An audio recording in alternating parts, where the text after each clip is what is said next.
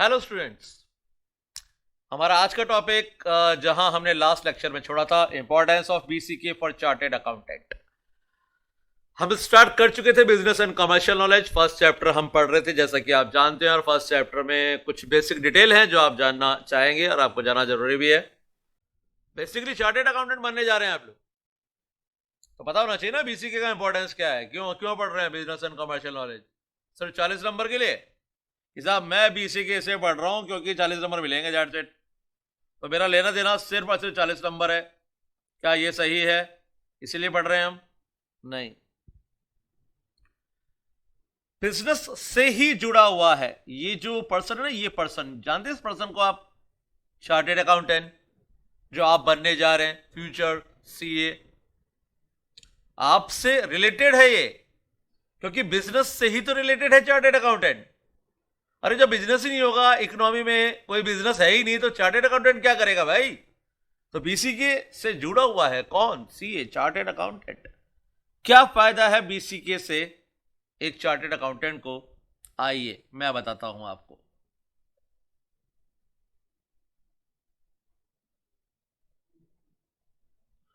सबसे पहली चीज, बिजनेस इज ऑल अराउंड, चारों तरफ क्या है? बिजनेस ही बिजनेस है।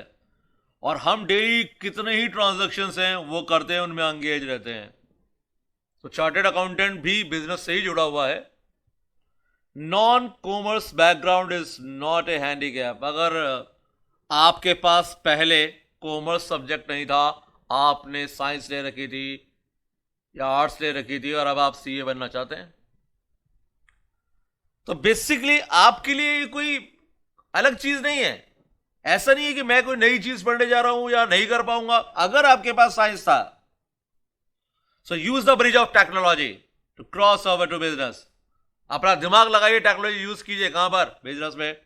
आपके पास ह्यूमैनिटीज थी तो there are several bridge connecting with business, economics for sure, history of daily life, livelihood, geography, resources, occupation, psychology, sociology, and psychology sociology understanding of human behaviour and so on. So आप अगर commerce background से हैं तब तो बहुत अच्छी बात है, नहीं है तो भी कोई तकलीफ नहीं है, प्रॉब्लम नहीं है। जिस फील्ड से हैं आप उसको यूज कीजिए। और बिजनेस तो हर जगह है भाई। ऐसा कौन सा बिजनेस है जो यहां पे नहीं है? ऐसा कौन सा बिजनेस है जो हम नहीं देखते हैं? और बहुत सारे बिजनेस से हमारे कांटेक्ट भी होते हैं, हमारे बहुत सारे काम भी कई बिजनेस से निकलते हैं। रोज कुछ ना कुछ हम खरीदते हैं या बेचते हैं, तो बिजनेस से ही तो परचेस करते हैं। कमाते कहां से हैं? बिजनेस से। खर्च कहां पे करते हैं? बिजनेस पे। अगर आप प्रोफेशनल हैं तो भी आप किसी ना किसी बिजनेस से अर्न करते हैं। आप एंटरप्रेन्योर हैं तब भी आप किसी ना किसी बिजनेस से जुड़े हुए हैं। अगर आप यहाँ पे सैलरीड पर्सन हैं तो भी आप कहीं ना कहीं किसी बिजनेस से जुड़े हुए हैं, तो बिजनेस से जुड़े हुए हैं ही आप। Observation and experience are the best guide. इससे बढ़िया कोई गाइड हो भी नहीं सकते। सबसे इंपॉर्टेंट चीज, दो चीजें आपको सिखाती हैं, एक ऑब्जर्वेशन और एक experience. It is all about becoming slightly more conscious of our sensory activities. Maybe an article in a newspaper, a TV commercial, business news, or visit to a market or a mall, browsing of the net or a smartphone app. ये सब कुछ हमें कुछ ना कुछ सिखाते हैं, business सिखाते हैं। और उसके बाद हर आदमी, each person, each one of us have 6 honest servant. हमारे पास ऑनेस्ट सर्वेंट हैं 6। एक नहीं, दो नहीं, तीन नहीं, चार नहीं, पांच नहीं, 6। अब कई लोग सोच रहे साहब मैं तो गरीब आदमी हूं, मेरे पास तो एक भी सर्वेंट नहीं है, 6 सर्वेंट कहां से आएंगे? हैं 6 सर्वेंट जो आपकी हर चीज सीखने में आपकी मदद करते हैं। एंड कौन कौन से हैं देख लें। What, why, when, how, where, who, जिज्ञासा, क्यूरियोसिटी, जानने की इच्छा। ये आपके 6 सर्वेंट है और ऑनेस्ट सर्वेंट है।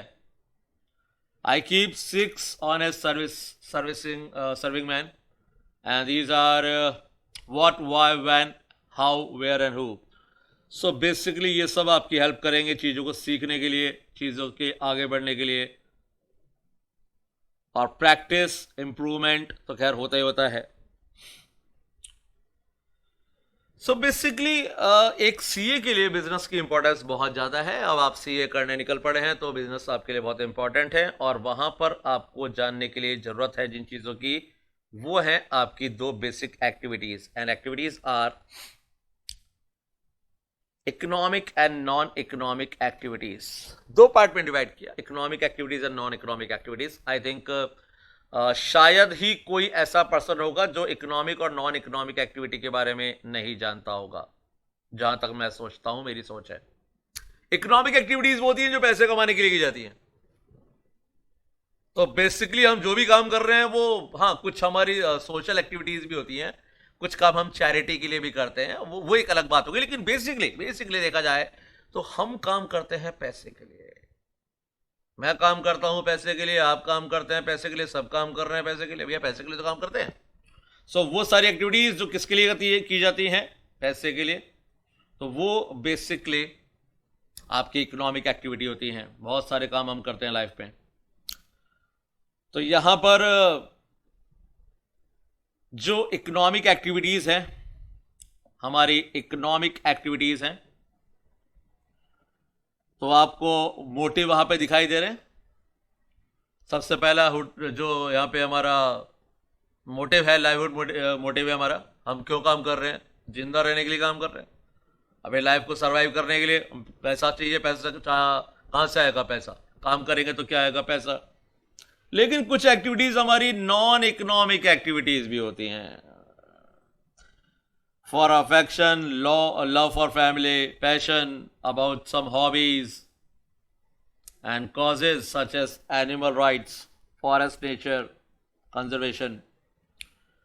सो बेसिकली कुछ ऐसी चीज़ें भी हैं जो हमारी नॉन इकोनॉमिक एक्टिविटीज़ होती हैं। और नॉन इकोनॉमिक एक्टिविटीज़ जो होती हैं वो हम क्यों करते हैं वो आप जानते हैं, क्योंकि कई बार हम अपनी फैमिली से बहुत ज़्यादा प्यार करते हैं और हम फैमिली के लिए बहुत सारे काम करते हैं। कई काम हम सोसाइटी के लिए भी करते हैं। चिपको मूवमेंट तो जानते ही होंगे आप लोग, अमृता देवी।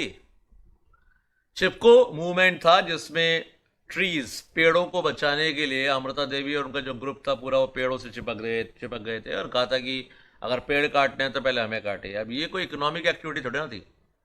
क्या ये इकोनॉमिक एक्टिविटी थी? पैसे के लिए चिपके थे वो लोग कि पेड़ से चिपकेंगे तो पैसे मिलेंगे, आओ चलो सारे चिपक जाओ। तो मैं भी चिपक जाऊंगा जाके, पैसे मिल रहे हैं तो कौन मना कर रहा है? तो बेसिकली वो एक्टिविटी नॉन इकोनॉमिक एक्टिविटी थी, सोशल एक्टिविटी थी। वो पैसे के लिए नहीं की थी उन लोगों ने।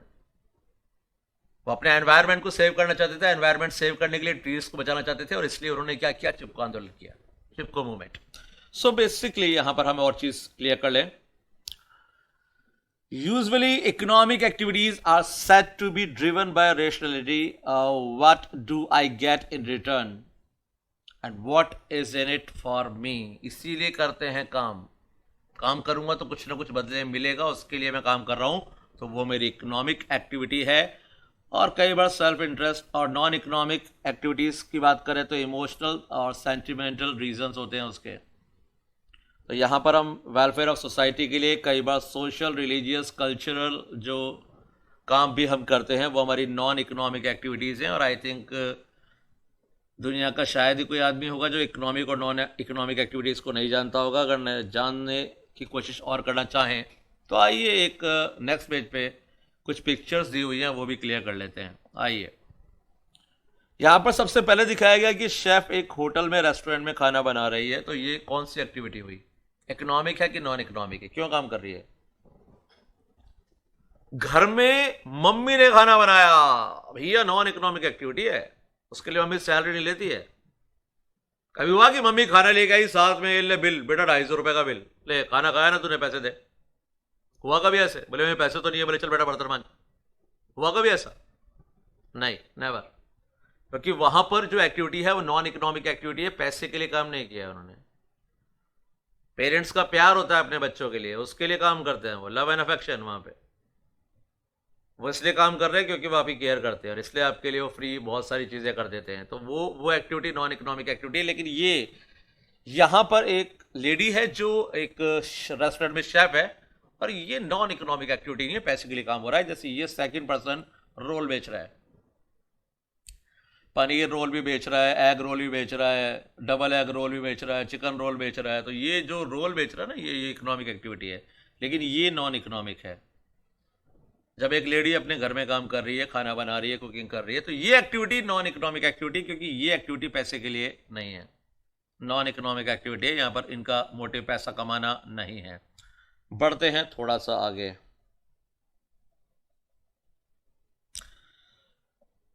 ये लोग कैरम बोर्ड खेल रहे हैं, और कैरम बोर्ड ये सिर्फ शौक के लिए खेल रहे हैं, क्योंकि ये प्रोफेशनल तो दिखाई नहीं दे रहे हैं। यहाँ पे कोई प्रोफेशनल सीन भी यहाँ पे नहीं है। अपने घर के बाहर बैठ के कैरम बोर्ड खेल रहे हैं, और ये नॉन इकोनॉमिक एक्टिविटी है, क्योंकि लोग अपने शौक के लिए कर रहे हैं। पेटा भी नॉन इकोनॉमिक एक्टिविटी है। वो लोग जो बहुत ज़्यादा प्यार करते हैं एनिमल्स से और उनको सेव करना चाहते हैं, उनका ऑर्गेनाइजेशन है। ये अमृता देवी का चिपको मूवमेंट है। और जैसा कि मैंने अभी आपसे कहा था कि नॉन इकोनॉमिक एक्टिविटी है। उसके बाद और थोड़े से एग्जाम्पल देख लें और क्लियर हो जाएगा थोड़ा सा।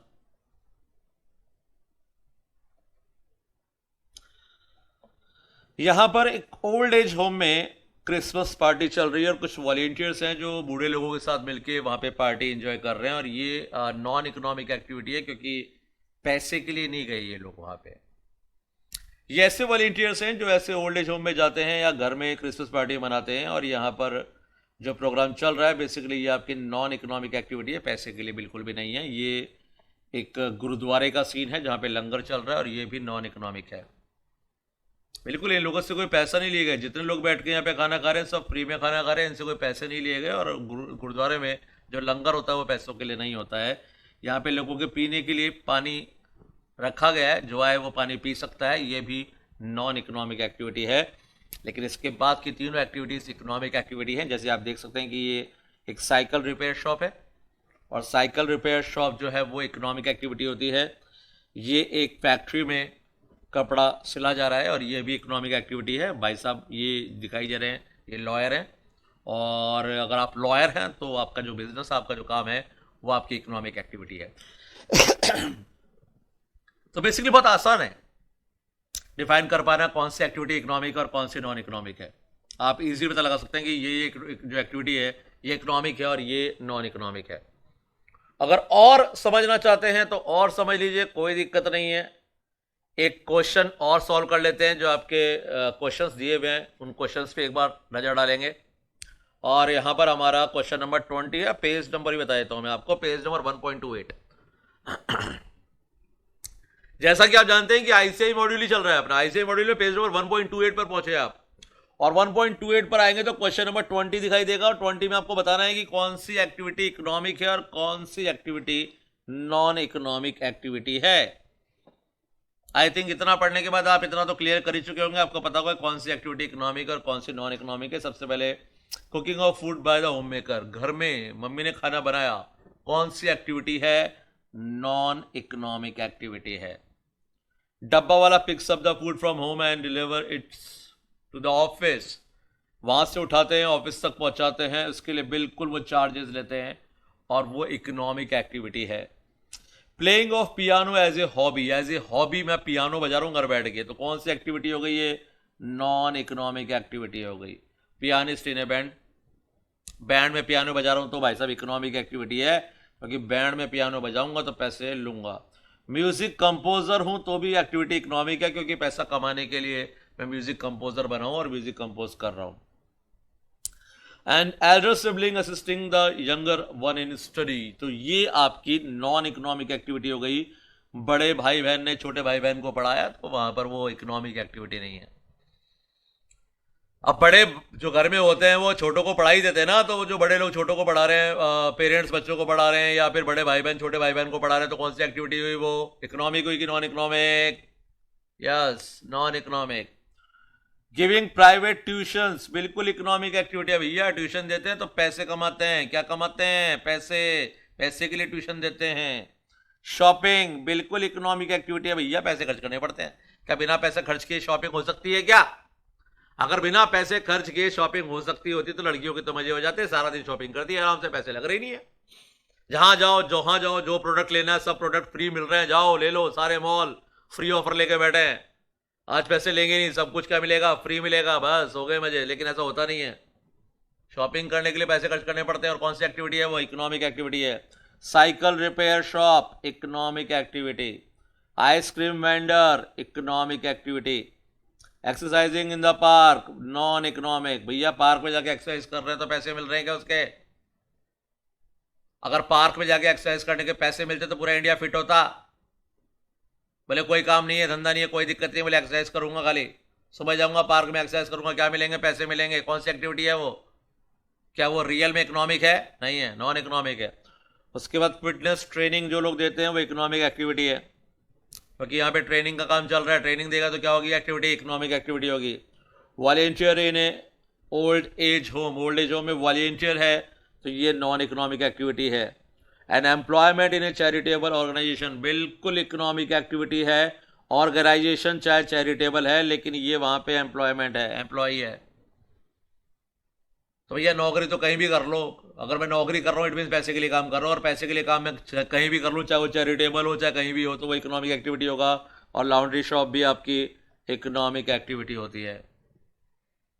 सो जो टॉपिक आपको अभी मैंने पढ़ा है, इकोनॉमिक नॉन इकोनॉमिक एक्टिविटीज, उसमें से बन रहे हैं क्वेश्चंस, और आई थिंक अभी तक ये क्वेश्चंस क्लियर कर लिए होंगे आपने। और ऐसा क्वेश्चन अगर एग्जाम में आ जाए तो बिल्कुल क्लियर कर दीजिएगा कि कौन सी एक्टिविटी कौन सी है, कौन सी इकोनॉमिक और कौन सी नॉन इकोनॉमिक।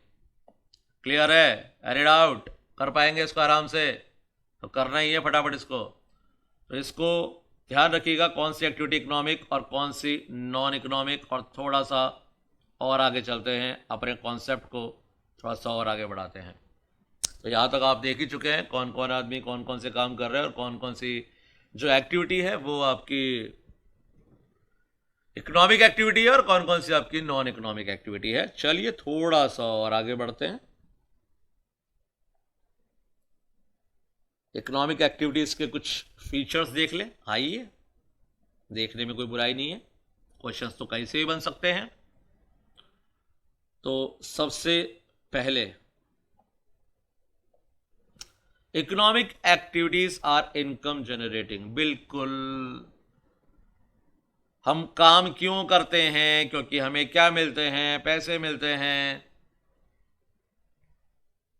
वन में earn A livelihood in several ways, बहुत तरीके से आप कमा सकते हैं पैसे। कैसे? For example, income earn by rendering personal time, अपना टाइम दे सकते हैं। Physical and physical energy, in other words through one sweat and intellectual is called earned income. So basically आप खून पसीना बहाते हैं, और खून पसीना बहा के जो काम आप कर रहे हैं पैसा कमाने के लिए, वो आपकी अर्निंग होती है। और 4 फैक्टर्स तो आप जानते ही हैं। Factors of production are labour, land, capital, entrepreneurship. तो लैंड के अगेंस्ट में हम लेते हैं रेंट। लैंड के अगेंस्ट में क्या मिलता है हमें? रेंट। कैपिटल के अगेंस्ट में क्या मिलता है? इंटरेस्ट। लेबर को क्या मिलती है? Wages and salaries. तो लेबर को हम 2 पार्ट में डिवाइड करते हैं, एक हमारा फिजिकल लेबर, एक हमारा मेंटल लेबर। फिजिकल लेबर को क्या मिलता है? फिजिकल लेबर को मिलता है वेजेस। और मेंटल लेबर को क्या मिलता है? मेंटल लेबर को मिलती है सैलरीज। तो आप सीए बनने के बाद कौन से लेबर बनेंगे? कौन से? फिजिकल के मेंटल? आपका काम क्या होगा? Physical labour, mental labour? Answer है आप मेंटल लेबर हैं, मेंटल नहीं है, मेंटल लेबर हैं आप। और आपको क्या मिलेगा? सैलरीज, वेजेस नहीं। और अगर एंटरप्रेन्योर होते तो मिल जाता profit. But it is not necessary that all these income may be earn in the form of money only. ऐसा नहीं है कि जो काम कर रहे हैं उसके बदले में आपको पैसा ही मिलेगा। These may be earned in kind too. For example, a landowner may compensate the tiller of the land in the form of food, grains. होता ना कई बार, हमारी बहुत बड़ी जमीन पड़ी है, हमने किसी और को दे दिया, भैया तुम कल्टीवेशन करो, वहां पे कल्टीवेशन वो करते हैं, खेती वो करते हैं, और प्रोडक्शन होने के बाद हम कहते हैं 50-50, आधा तुम्हारा आधा हमारा, जमीन हमारी खेती तुम्हारी। तो वहां पे काम तो आपने कराया लेकिन उसके बदले में आपने पैसे नहीं दिए। क्या दिया आपने? प्रोडक्शन का एक पार्ट दे दिया। तो पेमेंट इन काइंड भी होता है, हमेशा कैश मिलेगा ये जरूरी नहीं है। उसके बाद सेकंड पॉइंट पे चलते हैं, और सेकंड पॉइंट है इकोनॉमिक एक्टिविटीज आर प्रोडक्टिव। बिल्कुल प्रोडक्टिव होंगी, प्रोडक्टिव है तभी तो पैसे मिल रहे हैं, प्रोडक्टिव नहीं थे तो पैसे कहां से मिलते। कहां से काम करना शुरू किया हमने, आइए, when the early man set out to hunting. सबसे पहले हंटिंग स्टार्ट किया, फिर फ्रूट एंड फायरवुड इकट्ठा किया, उसके बाद फार्मिंग भी स्टार्ट की उसने, and practice of the craft, pottery, textile, ये सब भी कौन सी एक्टिविटी हैं, प्रोडक्टिव एक्टिविटीज हैं। Generation of electricity, manufacture of automobile, writing of software program, all instance of productive activities. Teaching, medicine, law, accountancy are all productive activities, सारी आपकी activities हैं। तो यहां पर सबसे पहले एक चीज जो आपके लिए क्लियर हो जानी चाहिए, और आई थिंक अभी तक क्लियर हो गई होगी, नहीं क्लियर हुई है तो क्लियर कर देते हैं। ये सारा प्रोडक्शन मार्केट के लिए होता है, ये बात यहां पर सबसे इंपॉर्टेंट चीज है। सेल्फ कंजम्पशन के लिए भी हो सकता है या मार्केट के लिए भी हो सकता है, और प्रोडक्शन जो है represent the supply side of economics, ये सप्लाई साइड को डिसाइड करता है प्रोडक्शन। तो production represent the supply side of economics, याद रखिएगा इसको। आगे बढ़ते हैं हमारे नेक्स्ट पॉइंट पर। Even consumption is an economic activity, बिल्कुल है, और ये हो गई आपकी डिमांड साइड ऑफ इकोनॉमिक्स। तो यहां पे डिमांड साइड को शो करता है कौन, कंजम्पशन, और प्रोडक्शन किसको, सप्लाई साइड ऑफ इकोनॉमिक्स को। तो हम कंज्यूम करने के लिए तो पैसा कमाते हैं, पैसा क्यों कमा रहे हैं हम, ताकि हम कंज्यूम कर सकें बहुत सारा, और उसके बाद सेविंग, इन्वेस्टमेंट और वेल्थ, ये सब डिपेंड करता है किस पर, आपकी इनकम पे। तो इनकम पे डिपेंड करती है आपकी सेविंग्स, आपकी इन्वेस्टमेंट और आपकी वेल्थ। कितना पैसा कमाएंगे, कितना सेव करेंगे, कितना इन्वेस्टमेंट होगा, कितनी वेल्थ होगी, सब डिसाइड होती है किससे, आपकी इनकम से। और ये सारी की सारी इकोनॉमिक एक्टिविटीज़ हैं, नॉन इकोनॉमिक एक्टिविटीज़ नहीं हैं। जब मैं इन्वेस्ट करता हूं तो वो इन्वेस्टमेंट हम इसलिए कर रहे हैं ताकि हम और प्रॉफिट अर्न कर सकें, हमारी वेल्थ भी हमारी इकोनॉमिक एक्टिविटी है। तो ये सब हमारी इकोनॉमिक एक्टिविटीज़ हैं। तो चलिए आगे बढ़ते हैं। Business as an economic activity, क्या बिजनेस एक इकोनॉमिक एक्टिविटी है? बड़ा अजीब सा क्वेश्चन है।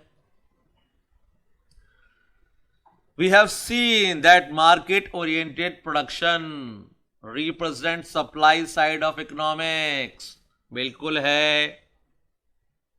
तो यहां पर आप देख रहे हैं कि जो प्रोडक्शन है वो कौन सी एक्टिविटी है, इकोनॉमिक एक्टिविटी है, सप्लाई साइड है। तो बिजनेस भी कौन सी एक्टिविटी होगी, इकोनॉमिक एक्टिविटी है, नॉन इकोनॉमिक एक्टिविटी नहीं हो सकती, बिल्कुल नहीं हो सकती। यहां पर एक इंपॉर्टेंट क्वेश्चन आपके लिए बनने जा रहा है, उसको कंसीडर कर लीजिएगा, आगे बहुत काम आने वाला है आपका। Is agriculture and industry enhance A business, क्या है वो?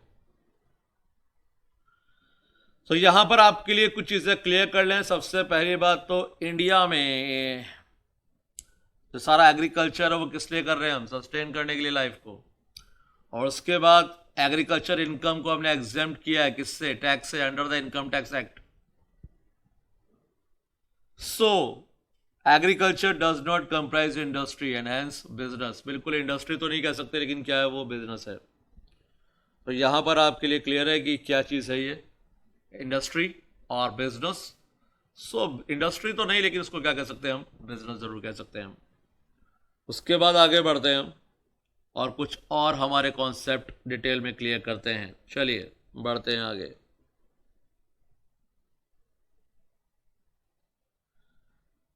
यहां पर डिफरेंस क्रिएट करना है आपको। जैसा कि हमने कहा था, यहां पर आपके कुछ प्रोफेशनल होते हैं, कुछ आपके एम्प्लॉय होते हैं और कुछ बिजनेसमैन होते हैं। अगर बहुत इजीली इस कॉन्सेप्ट को क्लियर करना चाहते हैं आप नहीं चाहते कि हम ज़्यादा कंफ्यूज्ड हों या ज़्यादा हम टेंशन में आए, तो आपके लिए सबसे आसान तरीका यहां पर दिया गया है।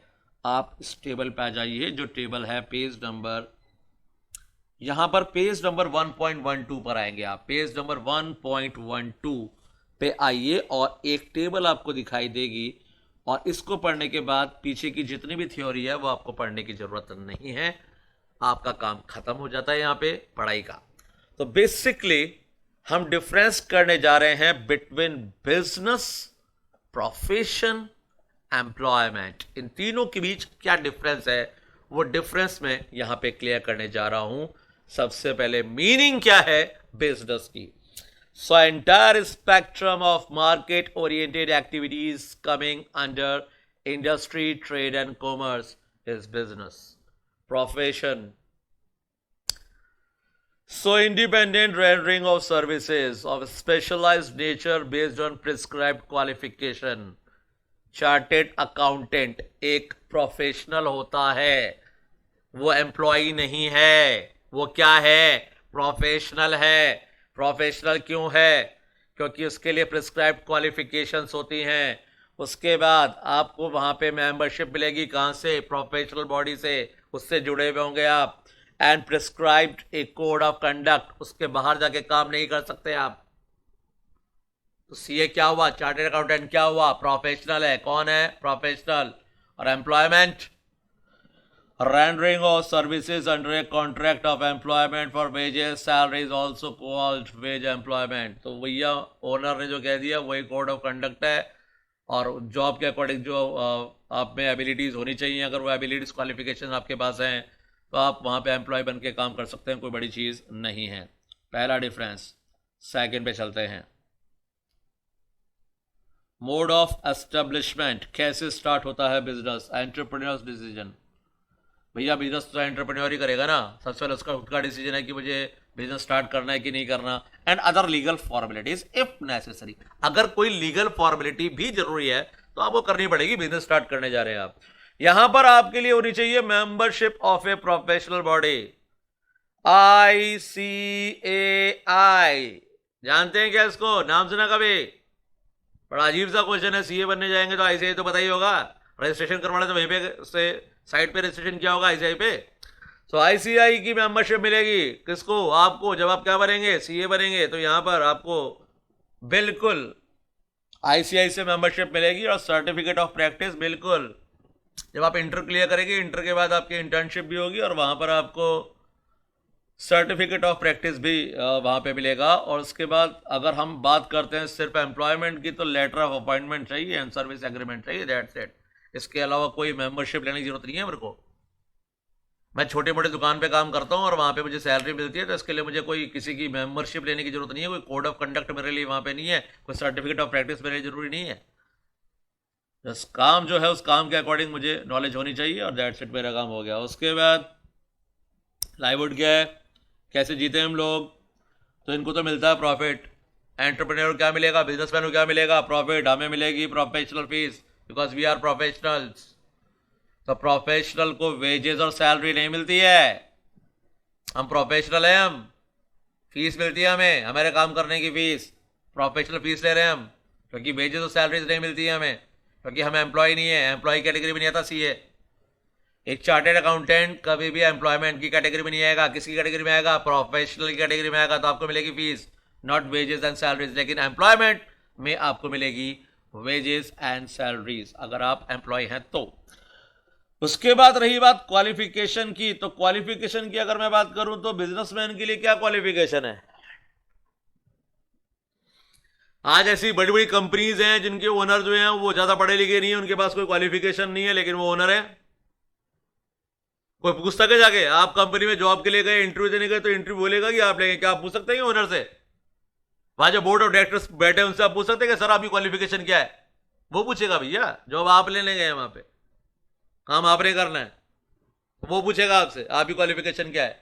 यहां पर कोई प्रिस्क्राइब क्वालिफिकेशन नहीं है, लेकिन प्रोफेशनल के लिए स्ट्रिक्टली प्रिस्क्राइब्ड बिल्कुल है। आपके लिए तो फिक्स है कि भैया आपको पहले यहाँ पे सीए फाउंडेशन करना पड़ेगा, फाउंडेशन के बाद इंटर करनी पड़ेगी, फिर आपको क्या करनी पड़ेगी? आर्टिकलशिप करनी पड़ेगी, आर्टिकलशिप के बाद क्या करना पड़ेगा? फाइनल का एग्जाम देना पड़ेगा, फाइनल का एग्जाम पास होने के बाद आप क्या बनेंगे? चार्टर्ड अकाउंटेंट बनेंगे आप लोग।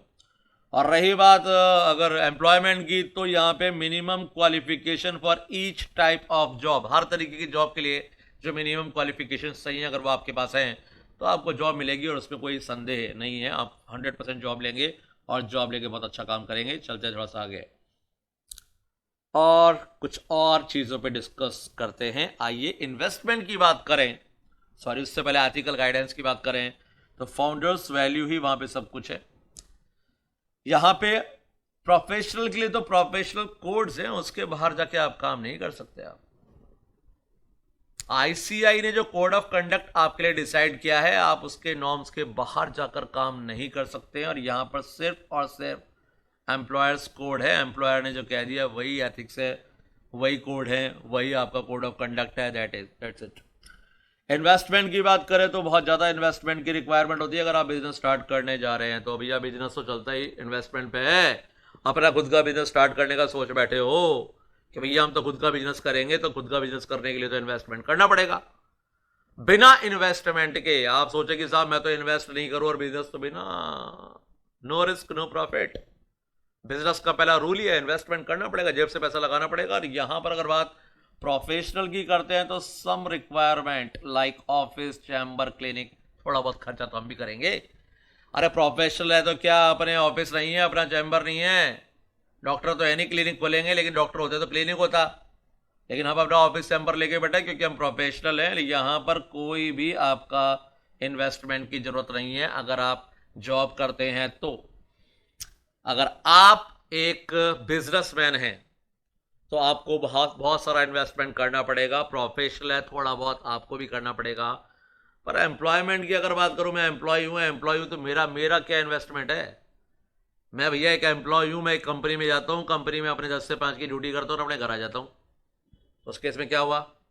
क्या हुआ उस केस में? मैं क्या था वहां पे? तो मैं वहां पे सिर्फ और सिर्फ एक एम्प्लॉय हूं और मुझे किसी इन्वेस्टमेंट की जरूरत नहीं है, बिल्कुल नहीं है। रही बात पर्सनल फ्रीडम की, तो भैया बिजनेस में तो the most you are your own boss, आप अपने बॉस खुद हैं। यहां पर भी आपको थोड़ी बहुत आजादी मिलेगी, क्वाइट ए बिट, यहां पर बिल्कुल नहीं मिलेगी। एम्प्लॉयमेंट की बात करें, एम्प्लॉय की बात करें तो एम्प्लॉय को पर्सनल फ्रीडम सबसे कम मिलती है। थोड़ी सी ज्यादा प्रोफेशनल के पास होती है, लेकिन सबसे ज्यादा होती है बॉस के पास।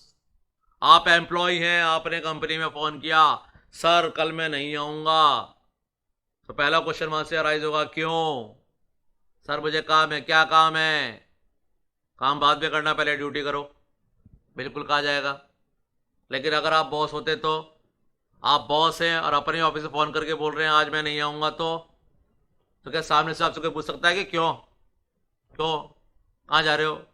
नहीं, आपके पास पूरी फ्रीडम है, आप बॉस हैं, आपकी मर्जी हो तो आइए, मर्जी हो तो मत आइए। तो यहाँ पर ये एक बहुत चीज़ है बिजनेस में।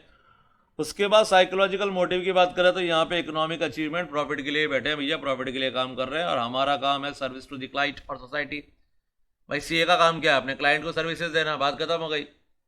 हम चार्टर्ड अकाउंटेंट बने ही इसलिए हैं कि हम अपने क्लाइंट्स की हेल्प कर सकें। जीएसटी जिस दिन लॉन्च हुआ था उस दिन हमारे जो पीएम है नरेंद्र मोदी जी, वो आईसीआई बिल्डिंग में आए थे और वहां पे उन्होंने एक स्पीच दी थी। उन्होंने कहा कि जब डीमोनेटाइजेशन हुआ था तो हमारे जो सीए हैं उन्होंने बहुत काम किया, दिन रात काम किया, पर किसके लिए काम किया ये नहीं पता। वो काम देश के लिए किया या अपने क्लाइंट के लिए किया? सीधा सा आंसर हम जानते हैं किसके लिए किया, तो क्लाइंट के लिए काम करेंगे भैया, पैसा क्लाइंट ही दे रहा है। उसके बाद लाइवहुड यहाँ पर है, यहाँ तो आपका एक ही मोटिव है, ज़िंदगी चलानी है अपनी, इसलिए हम काम कर रहे हैं। उसके बाद सर्टेनिटी ऑफ इनकम की बात आती है, तो चलिए उसको भी देख लेते हैं कितनी सर्टेन है इनकम। तो बिजनेस में सबसे लीस्ट है सर्टेनिटी ऑफ इनकम, क्योंकि आप रिस्क लेके चल रहे हैं, आप बिजनेसमैन हैं। आप हो सकता है कि अर्निंग आए, हो सकता है अर्निंग ना आए, कम आए, ज्यादा आए, कुछ भी हो सकता है, कोई बड़ी बात नहीं है। और यहाँ पे प्रोफेशन में क्वाइट ए बिट थोड़ा बहुत सर्टेनिटी है, लेकिन सबसे ज़्यादा सर्टेनिटी यहाँ पर है क्योंकि आप एम्प्लॉय हैं और आपको बिल्कुल फिक्स टाइम पे सैलरी मिलेगी आपको। तो यहाँ पे सबसे ज़्यादा सर्टेनिटी ऑफ इनकम की बात करें तो यहाँ पे सबसे ज़्यादा है, यहाँ थोड़ा कम है और यहाँ तो बिल्कुल भी नहीं है। यहाँ तो पता नहीं कल पैसा आएगा कि नहीं आएगा, प्रॉफिट होगा या नहीं होगा, बिजनेस आगे चलेगा नहीं चलेगा, पता लगाना बहुत ही मुश्किल। उसके बाद stability of tenure, durability of occupation uncertain है, यहाँ पे बिल्कुल अनसर्टेन है। यहां तो सर्टेन है ना, एक बार सीए बन गया तो क्या रहेगा जिंदगी भर। आप सीए बन गए तो फिर क्या है, आप सीए ही तो हैं, क्या काम करेंगे, सीए ही तो करेंगे काम, सीए का काम करना है, इसमें सीए बन रहे हैं ना, खाली डिग्री के लिए बन रहे हैं कि साहब मैं सीए बन रहा हूं, मुझे डिग्री चाहिए बस, काम तो मैं छोले कुलचे बेचूंगा, खाली डिग्री चाहिए सीए मेरे को, ऐसा तो है नहीं ना। सीए बन के तो सीए का ही काम करेंगे। और यहाँ पर भी क्वाइट सर्टेन है, आप जिस बिजनेस में है, जिस जगह आप एम्प्लॉय हैं, जो काम आप कर रहे हैं वही काम आप आगे भी करते रहेंगे। ट्रांसफ़र ऑफ इंटरेस्ट की बात करें तो यहाँ पर पॉसिबल है, आप अपना इंटरेस्ट ट्रांसफ़र कर सकते हैं, लेकिन यहाँ प्रोफेशन में और एम्प्लॉयमेंट में दोनों में पॉसिबल नहीं है। सो ट्रांसफ़र इंटरेस्ट पॉसिबल है कहाँ पे, बिजनेस पे, लेकिन सीए तो सीए ही है और एम्प्लॉय है, तो वहाँ पर ट्रांसफ़र इंटरेस्ट या अपना इंटरेस्ट ट्रांसफ़र होना पॉसिबल नहीं है, बिल्कुल किसी कंडीशन में पॉसिबल नहीं है। इसके बाद आइए कुछ और फीचर्स भी हैं, वो भी डिस्कस कर लेते हैं। तो जो बिजनेसमैन होते हैं वो जॉब क्रिएटर होते हैं। क्या क्रिएट करते हैं, वो जॉब क्रिएट करते हैं, किन के लिए, दूसरे लोगों के लिए। तो ये वो लोग हैं जो क्या क्रिएट करते हैं, जॉब क्रिएटर होते हैं, जॉब ढूंढने वाले नहीं होते हैं यहाँ पे। And provide momentum to economic growth, बिल्कुल इकोनॉमिक ग्रोथ होगी अगर यहाँ पे बिजनेस बहुत तेजी से आगे बढ़ता है, तो कहीं ना कहीं ग्रोथ होगी इकोनॉमी की। हमारे जो एंटरप्रेन्योर्स हैं, जब वो हमारी जीडीपी को इंक्रीज करते हैं, यहाँ पे प्रोडक्शन इंक्रीज होता है, तो प्रोडक्शन इंक्रीज होने पे हमें बहुत सारे फायदे मिलते हैं। फायदा बिजनेसमैन को भी मिलता है और फायदा इकोनॉमी को भी मिलता है। प्रोडक्शन इंक्रीज होता है, एम्प्लॉयमेंट भी इंक्रीज होते हैं, एम्प्लॉयमेंट इंक्रीज होते हैं तो इनकम इंक्रीज होती है, इनकम इंक्रीज होती है तो डिमांड इंक्रीज होती है, जिससे आउटपुट और एम्प्लॉयमेंट और ज़्यादा इंक्रीज होते हैं। तो इकोनॉमिक ग्रोथ में भी बहुत ज़रूरी पार्टिसिपेंट जो हैं वो हमारे एंटरप्रेन्योर्स होते हैं, बिजनेस पर्सन होते हैं। उसके बाद हम बात करेंगे इन्वेस्टमेंट इंटेंसिव। तो यहाँ पे इन्वेस्टमेंट तो करना ही पड़ेगा, बिना इन्वेस्टमेंट के तो खैर क्या हो सकता है। तो इन्वेस्टमेंट इंटेंसिव भी है और इंसेंटिव भी यहाँ पे जरूर मिलते हैं, दोनों ही चीज़ें वहाँ पर हैं। बहुत सारा यहाँ पे इन्वेस्टमेंट रिक्वायर्ड होता है हमारे लिए, अकोमोडेशन चाहिए, प्लांट एंड मशीनरी, इन्वेंट्रीज, तो ये सब के लिए हमें ज़रूरत पड़ती है बहुत हैवी इन्वेस्टमेंट की। और आप जानते हैं कि वैसे भी हम डिवाइड कर चुके हैं इंडिया में, micro, small, medium and large enterprises are defined with respect to this size of investment, and more specifically investment in plant and machinery for manufacturing enterprises and investment in equipments of service enterprises। तो यहां पर हम जब business को micro, small, medium में divide करते हैं तो वहां पर भी मुद्दा यही होता है कि आपने कितना इन्वेस्टमेंट किया है, इन्वेस्टमेंट के बेस पर ही आपका जो बिजनेस है उसको माइक्रो, मीडियम, लार्ज कहा जा सकता है, उसके बेसिक पे हमने इसको डिवाइड किया है। और रही बात नेक्स्ट पॉइंट की, तो अनसर्टेनिटी तो बिजनेस के साथ जुड़ी हुई है, ऐसा कोई बिजनेस है ही नहीं जहां पे अनसर्टेनिटी नहीं हो। Risk can be calculated in advance, uncertainty can not. जब फर्स्ट बुक यानी माइक्रो आप पढ़ रहे थे, उसमें जो फर्स्ट चैप्टर आपने पढ़ा था, तो आपको मैंने बताया था कि first theory, risk theory is given by professor Hawley. According to him, profit earn करने के लिए आपको रिस्क उठाना पड़ता है, रिस्क थ्योरी उन्होंने बताई थी। Maximum risk create maximum profit, minimum risk minimum profit, no risk no profit, ये थ्योरी हॉले ने दी थी। लेकिन FH नाइट ने बताया था कि सिर्फ और सिर्फ प्रॉफिट से ही, प्रॉफिट के लिए रिस्क उठाने से पार नहीं पड़ेगी, क्योंकि कई बार जो रिस्क होते हैं वो सर्टेन होते हैं और सर्टेन रिस्क पर आपको प्रॉफिट मिलेगा या नहीं मिलेगा पहले से कंफर्म होता है। जहां पे टेम्परेचर -30 है वहां जाके मैंने आइस फैक्ट्री खोली, रिस्क बहुत ज्यादा है, वहां पे रिस्क बहुत ज्यादा है लेकिन अनसर्टेनिटी नहीं है, वहां पे मेरा बिजनेस फ्लॉप होने वाला है। तो प्रोफेसर FH नाइट का जो कहना है वो भी सही है, अनसर्टेनिटी भी यहां पर मैटर करती है।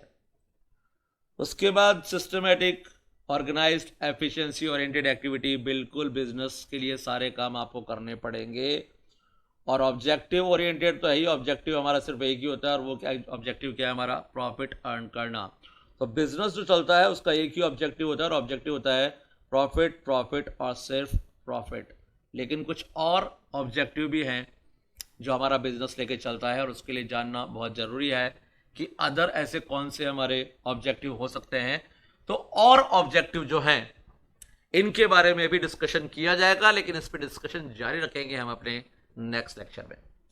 तो इस लेक्चर में जो 3 डिफरेंस आपको बताए गए, वो सबसे पहला, अभी तक जो आपने इस टॉपिक में पढ़ा उसमें से इंपॉर्टेंट क्वेश्चंस मैं आपको बता देता हूं। एक तो इकोनॉमिक और नॉन इकोनॉमिक एक्टिविटीज को क्लियर कीजिएगा, उसमें से आपके लिए क्वेश्चंस बनते हैं और बिल्कुल जरूरी इंपॉर्टेंट क्वेश्चन बनते हैं। और सेकंड थिंग वहां पे जो है वो है कि आप जब तीनों को डिवाइड करेंगे प्रोफेशन को, तो उसके फीचर्स क्या क्या है याद रखिए, एम्प्लॉयमेंट के फीचर्स क्या क्या है वो आप याद रखिए। तो एक तरफ आपका एम्प्लॉयमेंट हो गया, एक तरफ आपका प्रोफेशन हो गया, और एक तरफ आपका बिजनेस हो गया जो अभी भी कंटिन्यू है, चल रहा है, और आगे बढ़ाएंगे इसको हम नेक्स्ट लेक्चर में। तब तक जुड़े रहिए, बने रहिए हमारे साथ और अपने कॉन्सेप्ट को क्लियर करते रहिए। मिलेंगे आपसे नेक्स्ट लेक्चर में। Till then enjoy.